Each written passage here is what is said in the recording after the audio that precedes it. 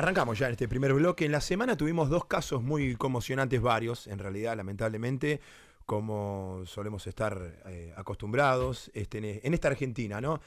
Y ayer, por ejemplo, cubriendo el caso de la tentativa de femicidio de Dana, esta mujer que fue atacada por su expareja en el barrio porteño de Saavedra, ella, en un momento tuve un mano a mano, le pudimos hacer la nota en la puerta de la casa, y en un momento hablando de la violencia, obviamente, de este hombre que quiso matarla, ella dijo una frase: nunca terminamos de conocer a las personas. Una gran verdad, y te lo está diciendo una expareja, justamente, el atacante. Por otro lado, también en la semana tuvimos el caso del adolescente de Córdoba, de 14 años, que fue asesinado por su amigo, su mejor amigo y compañero del colegio, y esa misma frase también la podemos poner, ¿por qué no?, en ese caso y en muchos otros más. Hay personalidades que nos sorprenden, intenciones criminales ocultas, y especialistas, justamente, que pueden develar ese misterioso laberinto homicida que hay en la mente de muchas personas, especialistas que pueden sacar esa ficha, tal vez criminal, de una persona a través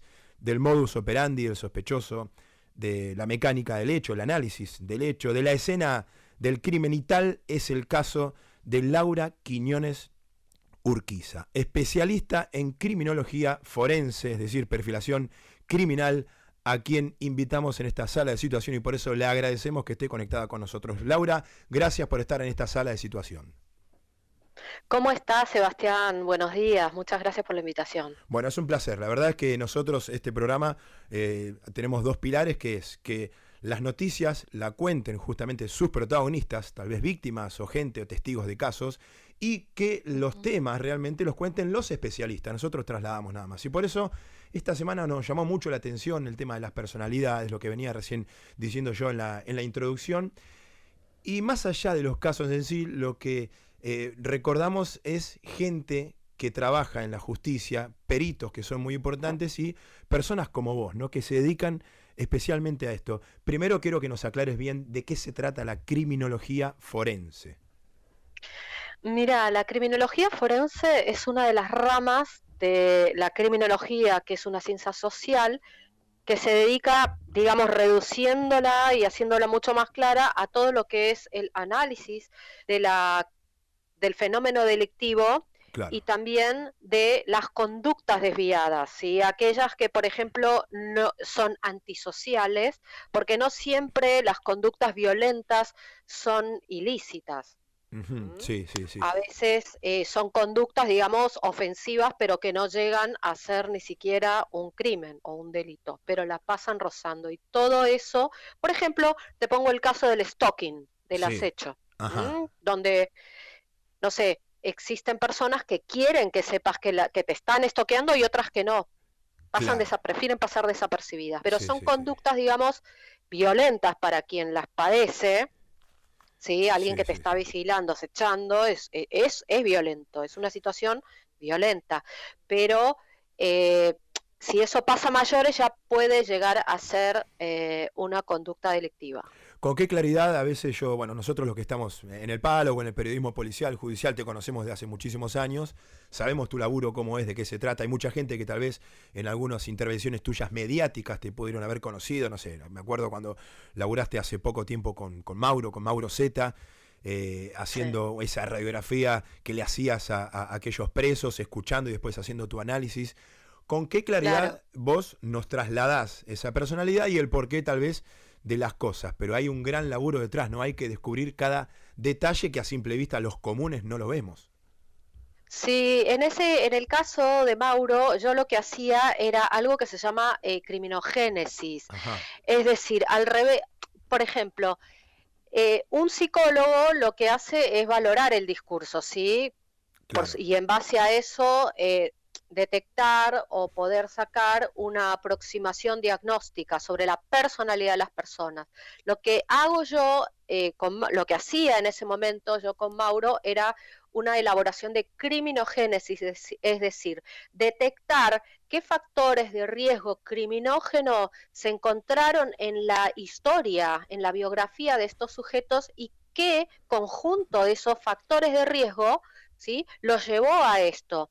Ajá. Es decir, ¿y cuál fue? O sea, todos estos son factores de riesgo predisponentes, ¿sí? Como por ejemplo tener una familia donde se valora el delito, presenciar conductas de violencia de género, violencia doméstica, padecer maltrato infantil, eh, quizás una crianza armoniosa entre los padres, pero en la adolescencia vos viste que es una anormalidad y los Claro, chicos buscan cómo pasar de infancia hacia la adultez y muchas veces se ven involucrados con grupos donde se valora el delito. Entonces, ¿cuáles eran los factores de riesgo criminógeno que hicieron que deriven en este tipo de hechos y los haya llevado hasta, digamos, ser recluidos de su libertad por crímenes violentos, ¿no? claro, claro. Que es lo al revés de lo que yo trabajo, por ejemplo, con fiscalías y juzgados en lo criminal, Sí. eh, o algunos cuerpos policiales en el pasado mayormente, pero hoy en día con juzgados, ¿no? Y fiscalías, elaborando perfiles criminales de agresores desconocidos, es decir, elaborando un informe técnico consultivo sobre cuáles son las características puntuales de la persona en cuestión que se está investigando. Es decir, no sabemos quién es, pero sí podemos detectar algunas características que lo hacen único entre un grupo de personas para así reducir el número de sospechosos. Por ejemplo, en serialidad probable lugar de residencia o trabajo, características de su personalidad, rasgos Ujú. esenciales, parafilias, o sea, perversiones sexuales, qué está dispuesto a hacer y qué no, etcétera. Y te metiste justito en un tema al que me interesa mucho. Tu laburo, tu trabajo diario, en realidad, ¿qué es? ¿Para un sector privado? ¿Es para fiscalías y juzgados? ¿Sos perito de parte? ¿Te contratan abogados? ¿O directamente la propia justicia?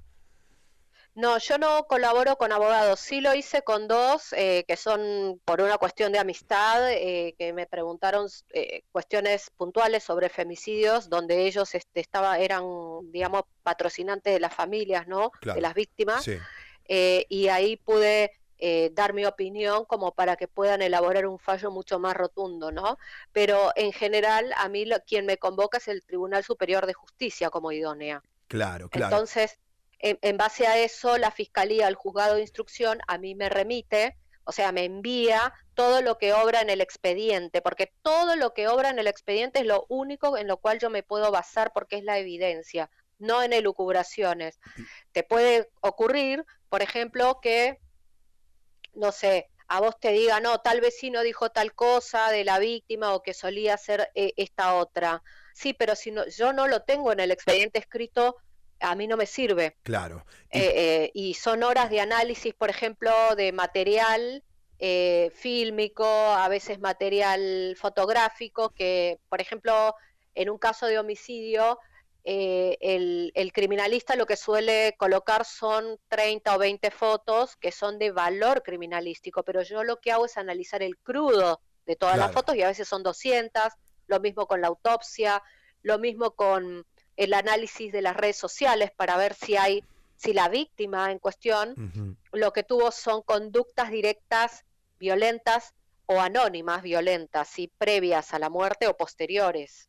Y te puede llegar Entonces, a la llamar. pericia informática es también una gran ayuda, perdón. No, perdóname vos. Y en realidad, te puede llegar a llamar, no sé, hoy sucede tal caso y entonces de repente tenés a la División Homicidios de la Federal trabajando en plena Ajá. pesquisa, en plena investigación. La poli, ¿te puede convocar también? ¿Tu laburo encaja ahí mismo? Sí, pueden hacerme alguna que otra consulta, pero yo mayormente trabajo con los fiscales o jueces, con el Poder Claro, Judicial. claro. Ahora, vos sabés que. Es el que tiene todo el manejo del expediente y Claro, puede, por ejemplo, yo incluso he tenido casos donde me han llegado testimonios de vecinos, de testigos, entonces yo puedo solicitar mayor información, elaboro un pliego de preguntas y solicito que se cite a tal testigo y se le pregunten determinadas cosas, no el qué, el cómo, pero sí el qué, porque muchas veces, por ejemplo, en víctimas de ataques sexuales, ¿sí? sí, Yo no estoy capacitada para preguntar porque no soy ni psicóloga, ni soy perdón, no soy tampoco psiquiatra. claro. Entonces, muchas veces las víctimas no se sienten cómodas con las preguntas o cómo lo pregunta un fiscal. Entonces, las personas apropiadas, que siempre yo solicito que se respete eso, son los psicólogos o los psiquiatras. Bien, sí, sí, sí, sí. Y vos sabés que, por ejemplo, no sé, en el fútbol todas las tácticas se dicen que está todo inventado, en la cocina los platos están todos inventados y podés tener alguna que otra variante y ya todo fue visto en realidad.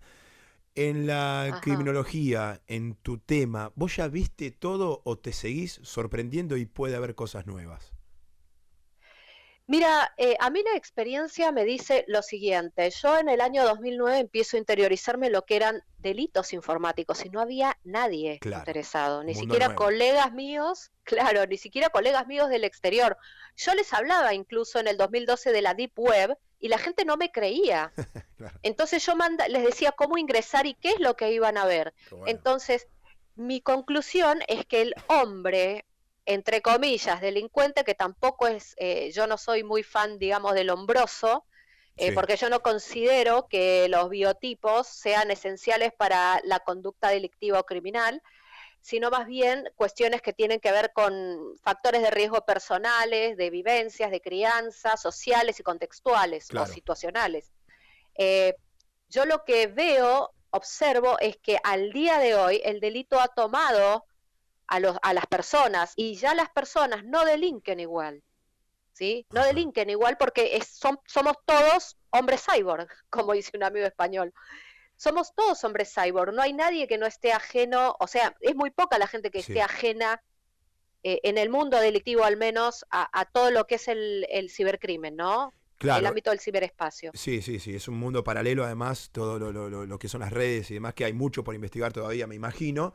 Y en Sí. cuanto a lo que pasa en la calle, ¿no? Los delitos, desde un homicidio, femicidio, un robo, un asalto a mano armada, un motochorro que de tal manera actúa y mata o no, pero bueno, lo que sucede a diario, ¿ves una gran diferencia con experiencias de otro, no sé, imagino que tal vez charlas con colegas de otros países, para saber básicamente dónde estamos parados nosotros como Argentina, con el tipo de violencia que tenemos, el tipo de criminales que tenemos? A mí me parece que está buena la pregunta y yo lo que observo es que indudablemente y basándome, digamos, en la evidencia, es decir, en los resultados de lo que pasa hoy, y vos lo sabés mucho más que yo porque estás mucho más empapado en la calle, ¿sí? Y en los delitos comunes, es que muchas veces están fallando las políticas públicas, ¿sí? Claro. Es decir, todo lo que es no sé, los motochorros. Hay políticas públicas que están fallando, evidentemente, porque Sí, esto no ha mermado, ni tampoco el tema de los femicidios. Si bien el hombre que desea matar a una mujer, ¿sí? Y que va dispuesto a eso, así como el delincuente sexual, no va a haber nada que lo pare, salvo el peligro de ser descubierto. ¿Se entiende? sí, sí, sí, Pero sí, sí. la cuestión acá es que, a mi entender, y es mi impresión, que están fallando muchas políticas públicas. Claro, y por último, ya metiéndonos solamente en un caso, el tema de Córdoba, que el otro día leí tu artículo, igual de todas maneras, ¿te sorprendió esa noticia? Porque no hay a nosotros los periodistas, a la gente común, claro, sí, porque no Eh, suceden todos los días, ¿no? claro, sí, a mí no me sorprendió porque el bullying tiene muchas ramificaciones y son todas muy graves. En otros países, por ejemplo, el bullying es tomado, como digo yo en el artículo de La Nación, como una conducta grave, porque es una conducta antisocial temprana grave, ¿sí? Claro, Porque es precursora de muchos otros delitos. Hay un estudio de un criminólogo llamado David Farrington de la Universidad de Cambridge que realizó desde 1941, imagínate, algo que se llaman estudios longitudinales de la rama de la criminología del desarrollo. Es decir, que él se toma desde el año 1941 a adolescentes entre 12 y 14 años que tienen este tipo de conductas antisociales violentas y se los sigue una vez por año, ¿sí? A ellos y a las familias para saber cuál ha sido la evolución y hacia dónde va, ¿sí? Y cómo han terminado su vida adulta o claro. su vida, digamos, su vejez en otros casos. Sí, sí, sí, sí. Entonces, vos lo que comprueba digamos, el estudio longitudinal de David Farrington sobre este tema, sobre el bullying puntualmente como conducta antisocial violenta, que es precursora de otras conductas más graves delictivas en la adultez y que si bien no todos los bullies son delincuentes, es decir, no todos los hostigadores terminan siendo delincuentes, todos los delincuentes han sido hostigadores, salvo algunos casos donde las víctimas de bullying, ¿sí? Como por ejemplo el caso de Realengo, del asesino en masa de Río de Janeiro, Wellington Meneses, que decide, como víctima del bullying, y volver luego de muchos años al lugar, a lo que era su colegio, y matar a otras personas que simbolizaban a sus compañeros de colegio, ¿no? Es decir, él mata porque elige la locación, como todo asesino en masa. Claro. ¿Sí? Qué sorprendente, la verdad, de escucharte, qué lindo, porque, bueno, uno, como te decía antes, ve con claridad algo que vos tenés que analizar durante muchísimo tiempo. Ahora, y por último, esta carrera que vos elegiste en su momento, ¿hace cuánto, te quería preguntar, bueno, cuándo estudiaste? ¿Cuántos años? Pero en un momento me imagino que no estaba, entre comillas, de moda, ¿no? Porque después hubo muchas series en la tele, hubo casos incluso mediáticos, ni hablar de lo que pasó con el caso de Alberto Nisman, el fiscal, que después mucha gente empezó a querer estudiar tal cosa, porque veían que los medios, algunos chantas y otros no, que se metían en la escena y hablaban de esto y lo otro, y estuvo tal vez en algunos años de moda, pero vos ya venís de hace mucho con esto. Sí, yo la verdad te digo, estudié hasta cuarto año de psicología, luego la colgué y un día, como siempre digo, vi luz y entré a la Universidad de la Policía Federal, y ahí Claro. había una diplomatura, sí, de 2007 a 2009 en Criminología, Criminalística y Derechos Humanos. Esa diplomatura yo la cursé y a mí me parecía extraño que me felicitaran siempre los profesores. Yo decía, wow, primera vez que me pasa que, digamos, saco buena nota, incluso mi tesina sobre abuso sexual entre menores fue elegida como un trabajo de investigación en la universidad. Y después, estudio la especialización con Vicente Garrido Genovés de la Universidad de Valencia, especialización en técnica de perfilación criminal para investigación y gestión de agresores en serie. Y me pasaba exactamente lo mismo, tal es así que Vicente me decía, yo no puedo creer que sea tu primer curso y no entiendo por qué me mandas tareas y nunca te las puedo corregir porque están todas bien.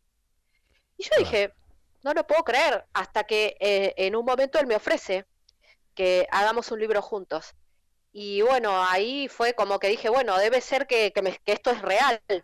Y la verdad que yo me siento como pez en el agua cada vez que analizo estas conductas. No siento que esto es para lo que, no sé si para lo que nací, porque uno no se puede, digamos, circunscribir a una sola cosa, sino que esto es parte, digamos, de lo que a mí me gusta hacer. Me interesa hacer. Esa luz que viste y entraste era la luz que te estaba llamando. Bueno, y sí, ya que hablas de los libros, leí Rastros Criminales, que me regalaste en su momento, te agradezco muchísimo. Me queda pendiente entonces lo que cuenta la escena del crimen, ya vamos a estar contando en las redes de qué se trata. Gracias, Laura, por esta comunicación, te agradecemos y te felicitamos en esta sala de situación. Te agradezco un montonazo y un beso grande para todos. Gracias, un beso, un abrazo. Chao, Laura. Laura Quiñones Urquiza, especialista en criminología forense, perfilación criminal, y bueno, como dijo, ¿no? Para el momento de analizar diferentes casos que a nosotros nos sorprenden, bueno, ella evidentemente tiene un don, estudió, y la podemos ver tal vez en algunas cuestiones mediáticas y demás, pero siempre está trabajando justicia mediante para los tribunales y este laburo muy preciso y exacto que tiene que hacer para que el día de mañana la gente pueda tener justicia.